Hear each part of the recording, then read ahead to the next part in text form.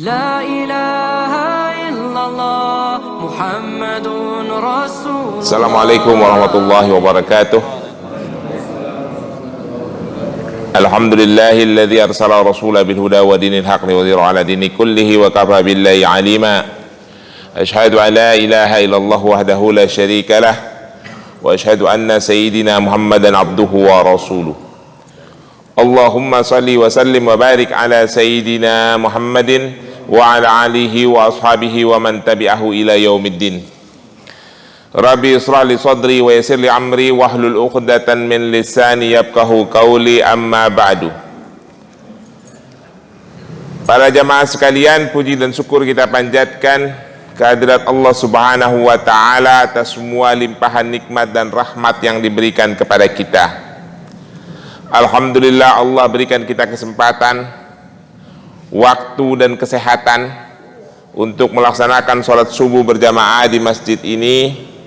Lalu kita lanjutkan itikaf kita, mengikuti kajian-kajian ilmu yang insya Allah memperbaiki kualitas kita dalam beragama, memperbaiki kualitas kita dalam mengabdi kepada Allah Subhanahu wa ta'ala, dan menjadikan amal-amal kita menjadi lebih baik. Amin ya rabbal alamin. Salawat dan salam kita berharap selalu tercurah kepada junjungan Nabi besar Muhammad sallallahu alaihi wasallam, keluarganya, para sahabat, para tabi'in, para tabi'ut tabi'in, para ulama, termasuk kita semua yang berada di tempat ini, insyaallah menjadi umat Rasulullah yang akan mendapatkan syafaat dari Rasulullah sallallahu alaihi wasallam. Kita juga berdoa kepada penulis kitab ini, mudah-mudahan Allah selalu memberikan rahmat kepadanya, Al-Hafiz Abu Abdullah Muhammad Ibn Yazid Al-Qaswani. Dulu kitabnya Sunan Ibnu Majah. Dulu waktu saya masih remaja, kalau ngaji, guru saya itu selalu kita kirim Al-Fatihah dulu untuk penulis kitab ini. Ya, itu kira-kira begitu ngajarin saya.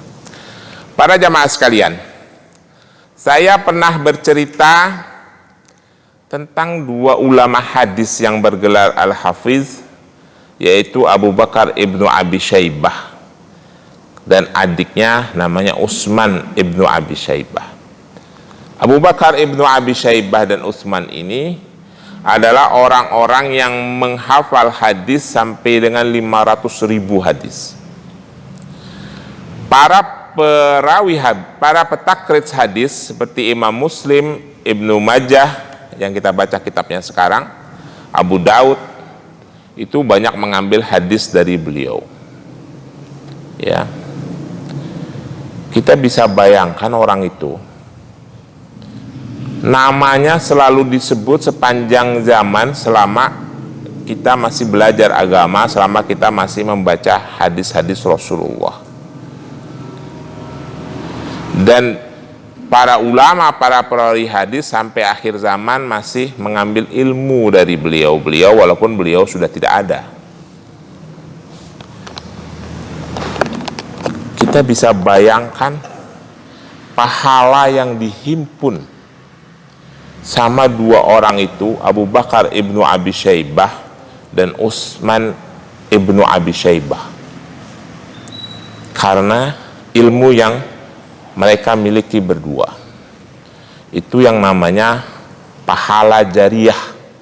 Pahalanya ngalir terus, orangnya sudah tidak ada. Ya. Kalau kita orang akhir zaman ini, yang kita himpun bukanlah pahala jariyah, tetapi dosa jariyah. Ya.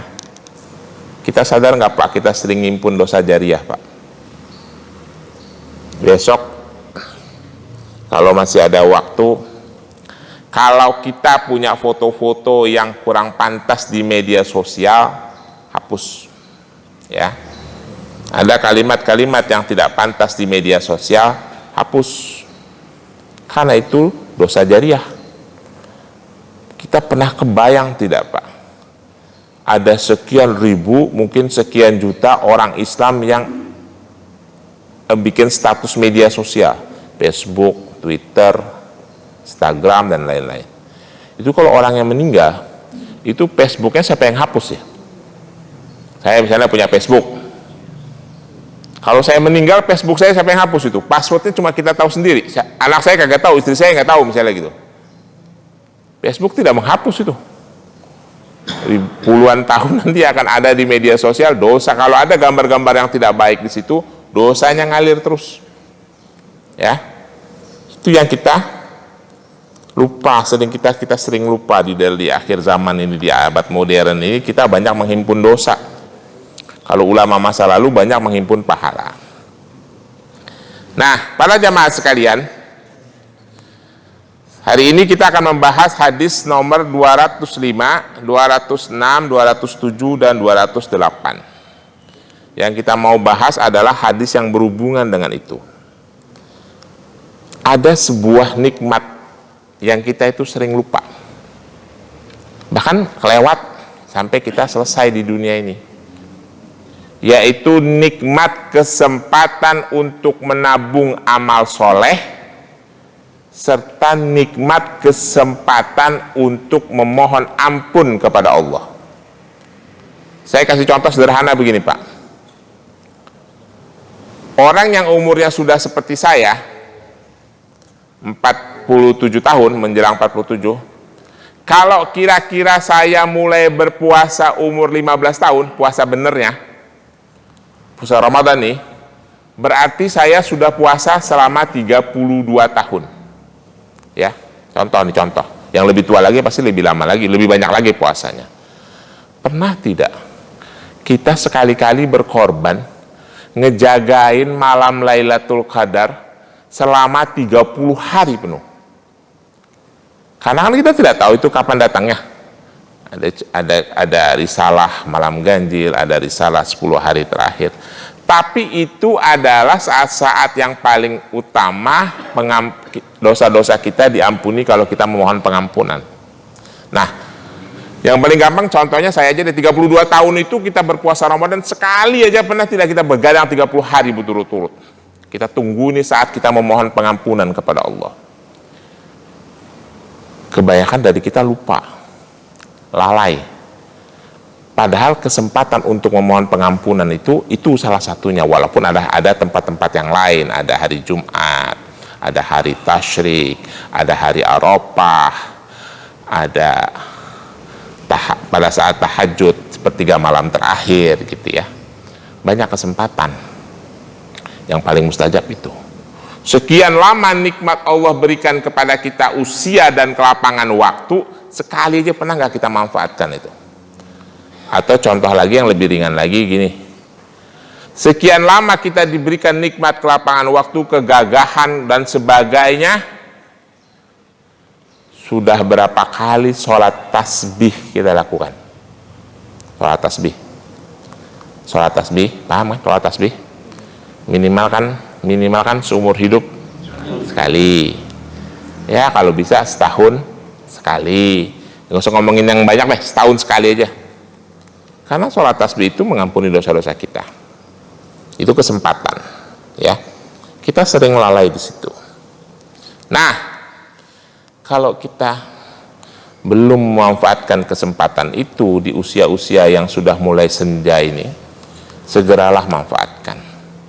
Atau kalau tidak, ya kita akan kehilangan kesempatan itu. Mari kita baca hadis ini. Ini adalah hadis yang berhubungan dengan apa yang saya sampaikan. Bismillahirrahmanirrahim. Hadatsana Isa ibnu Hamad al-Misri abna'ana Lais ibnu Sa'id an Yazid an abihi an Abi Hubaib an Sa'id ibnu Sinan an Anas ibnu Malik ana Rasulullah sallallahu alaihi wasallam annahu qala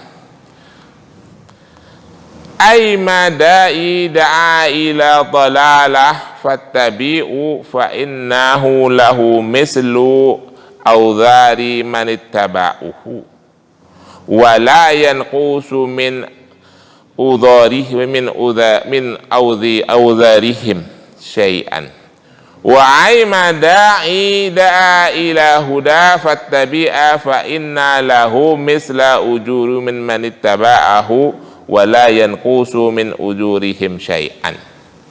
Jadi begini, Rasulullah bercerita dalam hadis ini menyampaikan nasihat. Imam Ibnu Majah mendapatkan hadis ini dari Isa ibnu Muhammad al-Misri. Isa ibnu Muhammad al-Misri mendapatkan hadis ini dari Lais ibnu Sa'id. Lais ibnu Sa'id mendapatkan hadis ini dari Yazid. Yazid mendapatkan hadis ini dari Sa'id ibnu Sinan. Ibnu Sinan mendapatkan hadis ini dari Anas bin Malik radhiyallahu anhu. Rasulullah berkata, siapapun yang menyeru, yang mengajak ila dalalah, kepada kezaliman, kepada kesesatan, fattubi'a, lalu kesesatan itu diikuti oleh siapa saja, fa innahu, maka baginya orang yang mengajak itu misla audhari min taba'ahu, dia akan mendapatkan yang sebanding dosanya dari orang-orang yang mengikuti. Wala yanqusu min audharihim syai'an, dengan tidak mengurangi dosa-dosa orang yang mengikutinya. Wa aimada'i da'a ilal huda, dan siapa saja yang menyeru kepada petunjuk Allah lalu ada yang mengikuti, fa inna lahu misla ujurihim min manittaba'ahu, maka dia akan mendapatkan pahala seperti pahala orang-orang yang mengikutinya tanpa mengurangi pahala orang yang mengikuti itu. Saudara-saudara, jadi hadis ini bercerita tentang besarnya pahala orang-orang yang menyeru kepada kebaikan, serta besarnya dosa orang-orang yang menyeru kepada kesesatan. Nah, mari kita berpikir sejenak. Kita tanpa sadar sering mengajak orang untuk menuju kepada kesesatan. Kita tinggal hitung dosanya, dosa-dosa kita itu ditambah dengan dosa-dosa orang yang mengikuti kita. Sama halnya dengan orang yang menyeru kebaikan. Kebaikan itu tidak perlu dikonotasikan dia seorang juru dakwah, dia seorang ustadz, nggak perlu sampai seperti itu. Kalau itu mah udah oke lah gitu ya. Orang awam saja yang menyuruh kepada kebaikan, dia akan mendapatkan pahala atas amaliyahnya, demikian pula dia akan mendapatkan pahala dari orang-orang yang mengikutinya. Ini adalah kesempatan kita untuk menambah pundi-pundi amal. Ya, kita sering lupa tentang masalah itu. Yang kita selalu yang ada di otak kita nih, standar kita, kalau sholat kita sudah baik, insya Allah semuanya baik, begitu ya. Betul tidak Pak? Ya. Kalau sholat kita kurang, kita tambah dengan sholat-sholat sunnah. Ini yang orang Islam sering keliru nih Pak. Orang Islam sering keliru. Saya mau kasih contoh ya. Memang ada hadis yang ditakrij oleh Imam Tirmizi, tapi hadisnya itu hadis hasan, tidak sahih ya. Hadisnya hadis hasan. Dijadikan pedoman oleh kita semua kaum muslimin tentang sholat kita, jati diri sholat kita. Mungkin bunyi lengkap hadisnya berbunyi, an Abu Hurairah radhiyallahu an, inna awalu mayuhassibu bihi abdi yaumal qiyamah min amalihi sholatuhu. Betul kan ya bunyi hadisnya? Sesungguhnya yang paling pertama kali dihisab dari seorang hamba pada hari kiamat, amal-amal itu adalah sholatnya. Wa idza salatu fa idza salahat salat faqad aflaha wa anjaha. Wa idza fasadat faqad khaba wa khasira. Barang siapa yang sholatnya bagus, fa idza saluhat faqad aflaha wa anjaha, maka dia adalah orang yang beruntung dan orang yang akan mendapatkan kebaikan. Barang siapa yang sholatnya buruk, fasadat faqad khaba wa khasira, maka sholatnya dia adalah orang yang merugi. Fa idza intan qasa faridatihi, barang siapa yang sholat wajibnya kurang, qalu rabbi azza wajal, maka Rasulullah menyampaikan kata-katanya, maka berkata Tuhanku, fanzuru halli abdi min tatawwa, lihat dari hambaku amalan-amalan sunnah yang dia kerjakan. Apabila amalan-amalan sunnahnya cukup, maka fayukammal min faridatihi, maka amalan sunnahnya itu dapat menyempurnakan amalan wajib. Betul? Begitu ya penjelasan para ustadz. Sekarang kita analisa dua hal, Pak. Yang pertama saya ingin sampaikan, sholat itu adalah amaliyah pertama yang dihisab oleh Allah di hari kiamat, di yaumul kiamah. Karena apa, Pak? Karena apa? Supaya kita tidak menjadikan diri, membanggakan diri sholat kita ini. Biar kita paham. Karena apa itu dihisab pertama? Karena apa, Pak Edi? Paham nggak karena apa dihisab pertama? Hah? Karena perintah awal. Karena perintah awal. Karena itu adalah identitas diri seorang muslim.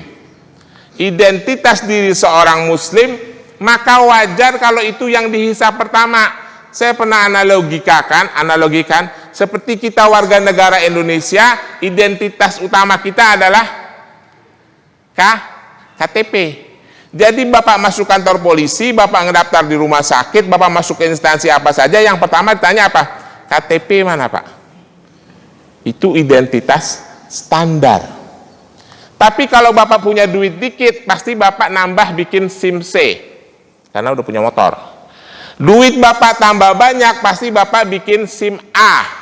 Identitas juga itu kan, sama. Duitnya tambah banyak karena udah punya mobil, hidupnya udah sejahtera.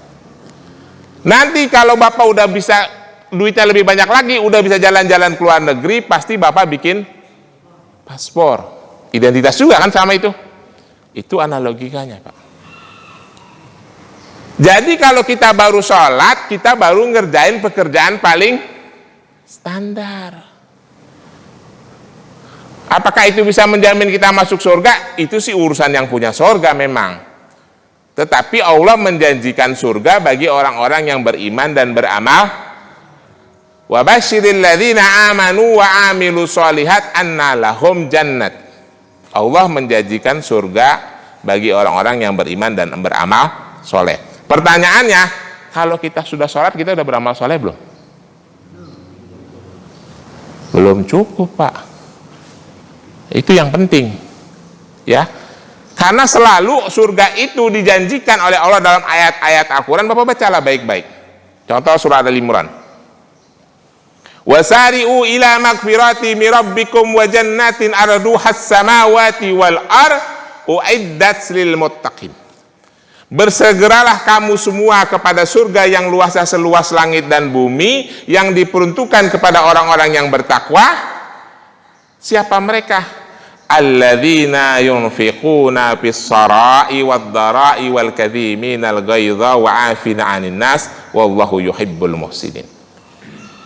Orang yang bertakwa itu orang yang berinfak dalam keadaan dia miskin maupun dalam keadaan dia kaya. Itu luar biasa baru, Pak. Kalau infak dalam keadaan kaya itu standar, Pak. Tapi infak dalam keadaan miskin itu baru luar biasa. Sholat kagak diomongin, Pak, di situ. Kenapa sholat kagak diomongin di situ? Sholat sudah otomatis harus dikerjain, nggak bisa kagak. Siapa lagi? Orang yang mampu menahan emosinya, itu orang bertakwa. Siapa lagi? Orang yang selalu berbuat baik kepada orang lain. memaafkan orang lain, wa'afina anin nas. Dalam ayat berikutnya Allah mengatakan orang yang bertakwa itu orang yang apabila berbuat dosa nih, dia ingat kepada Allah dan selalu memohon ampunan atas dosa-dosanya. Itulah orang yang dijanjikan surga, bukan orang yang sholat. Ya, karena sholat itu identitas diri identitas muslim yang paling standar. Jangan sampai kagak dikerjain, itu udah paling standar banget, Pak.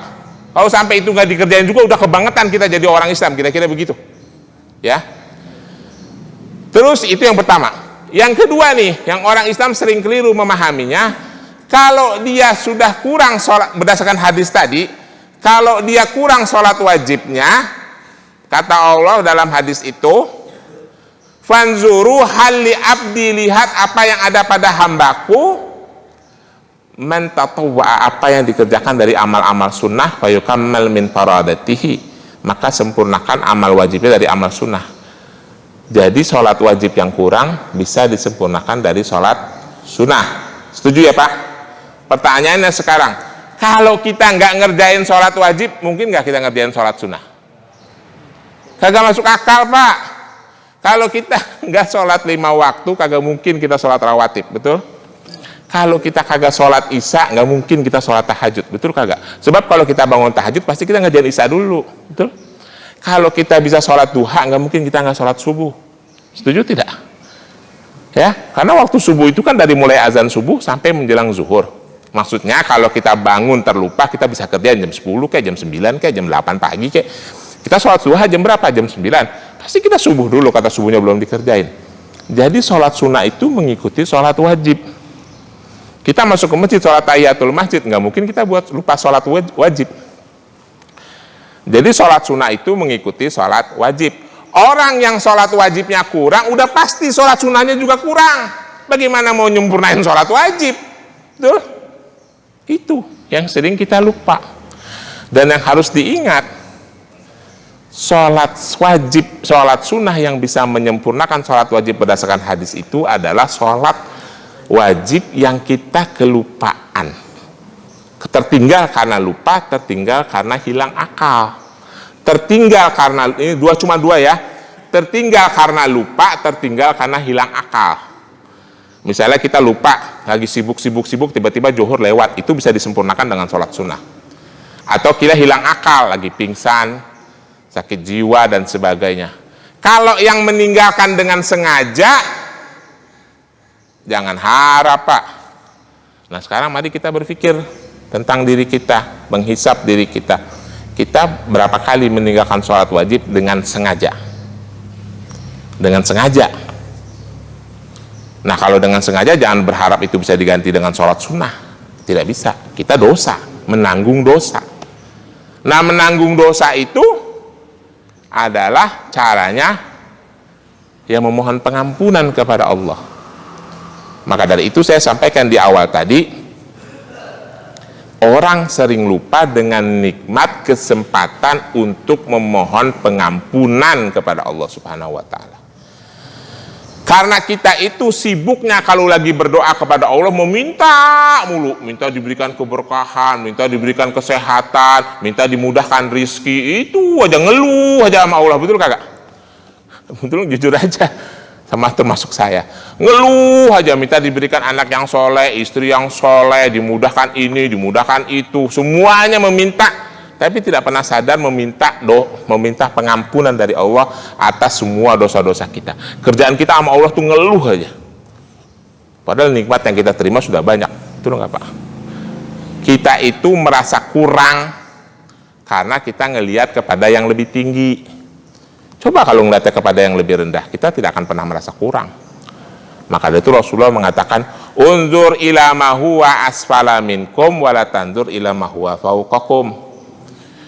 Lihat kepada orang yang lebih rendah darimu, jangan engkau melihat kepada orang yang lebih tinggi. Karena kalau selalu melihat kepada yang lebih tinggi, membuat kamu melupakan nikmat-nikmat Allah atas dirimu. Jelas ya? Nah, hadis ini yang saya bacakan, ini adalah kesempatan yang diberikan oleh Rasulullah SAW untuk menambah pundi-pundi pahala selayaknya kita itu menjadi penyeru kebaikan. Selayaknya kita itu selalu menjadi pionir, orang yang selalu mengerjakan kebaikan. Mudah-mudahan kebaikan itu ditiru, maka kita akan mendapatkan pahala dari orang-orang yang meniru itu. Begitu, jelas ya? Mari kita lanjutkan hadis berikutnya. Hadis nomor 206. Hadatsana Abu Marwan Muhammad ibnu Utsman al-Utsmani, hadatsana Abdul Aziz ibnu Abil Hazim an Ulai ibnu Abdul Rahman an abihi an Abi Hurairah radhiyallahu an. Ana Rasulullah sallallahu alaihi wasallam qala man da'a ilal huda kana lahu min ajri mislu ujuri man ittaba'ahu la yankuthu dhalika min ujurihim syai'an wa man da'a ila dhalalah fa alaihi min ismin mislu athamin man ittaba'uhu la yankuthu dhalika min athamihim syai'an. Jadi Rasulullah bilang sama dengan hadis yang di atasnya, barang siapa yang mengajak, yang menyeru seseorang kepada agama, hidayah kepada hidayah, maka dia akan mendapatkan pahala atas amalnya dan pahala orang-orang yang mengikuti seruan dia. Misalnya Pak Haji Sugiarto ngajak seseorang masuk Islam, lalu dia masuk Islam, lalu dia beribadah. Selama ibadah itu dikerjakan berpahala karena hidayah sebab bapak terus nanggok pahala. Apa tidak enak itu Pak? Ya, maka dari itu gunakan waktu yang ada untuk menjadi orang-orang yang menyeru kebaikan supaya tabungan pahala kita naik. Lalu Rasulullah juga mengatakan barang siapa yang menyeru kepada kesesatan, maka dia akan mendapatkan dosa dan juga dosa orang-orang yang mengikutinya. Mislu athamin min tabi'ahu, dosa-dosa orang yang mengikutinya terus. Kita juga jangan sampai melakukan perbuatan kesesatan yang akan diikuti oleh orang lain yang dosanya akan kita tanggung. Seperti tadi, ya, berhati-hati dengan media sosial. Orang lain ikut me-forward, ikut nge-share, itu kita nanggung dosa aja terus. Ya Pak, terutama jangan hati-hati yang berhubungan dengan gibah. Kita belum tahu kebenarannya, kita nge-share, lalu share kita di-share lagi terus. Nah, kita nikmati itu dosanya terus-menerus. Hati-hati, ya, berbahaya itu. Sampai kapan itu? Kita tidak tahu, udah terlanjur masuk ke media online, terus aja nge-share-nya tidak berhenti.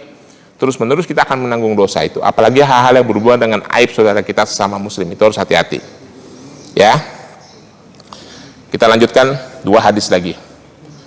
Hadatsana Muhammad ibnu Yahya, hadatsana Abu Nuaim, hadatsana Ismail anil Hakim an Abi Zuhaifah qala Rasulullah sallallahu alaihi wasallam man sana sunatan hasanatan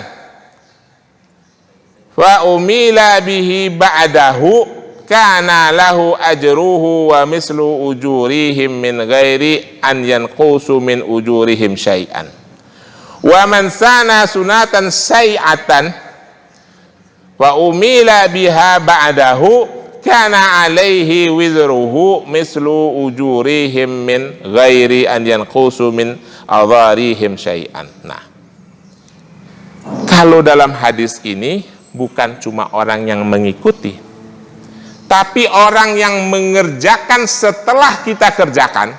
Kita misalnya ngajak orang beribadah ke masjid, memakmurkan masjid, kita sudah selesai berdakwah, tapi orang terus melakukan itu karena kita, maka pahalanya terus mengalir.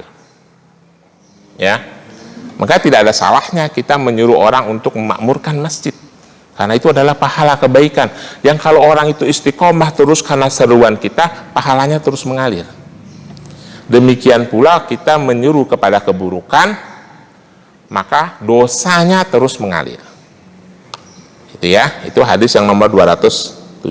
Sekarang hadis terakhir nomor 208. Hadatsana Abu Bakr ibnu Abi Syaibah, hadatsana Abu Muawiyah an Laits an Yasir ibnu Syihab an Abi Hurairah qala Rasulullah sallallahu alaihi wasallam, ma min da'i yad'u ila syai'in illa wuqifa yaumal qiyamah laziman li da'watihi ma da'a ilaihi.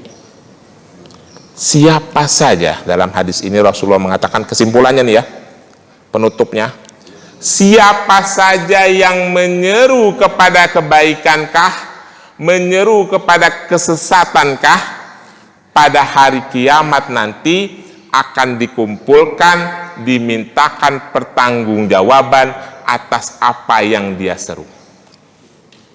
Maka dari itu, mumpung usia kita masih ada, mulai sekarang gunakanlah nikmat waktu yang Allah berikan kepada kita untuk selalu menyeru kepada kebaikan. Dan jangan sampai membawa diri kita secara sengaja maupun tidak, kita menjadi orang-orang pertama kali yang mengajak orang kepada kesesatan. Biasanya itu tanpa kita sadari. Seperti yang saya katakan tadi, ada yang gibah, kita ikut-ikutan gibah, lalu kita ngomong lagi ke si A, ngomong ke si B, ngomong si C, terus si A ngomong lagi terus, akhirnya dosanya kita tanggung, terutama di media-media sosial. Ya, saya kira itu yang saya sampaikan, para hadirin sekalian. Lebih kurangnya mohon maaf. Kalau ada pertanyaan saya persilahkan, monggo. Ada pertanyaan?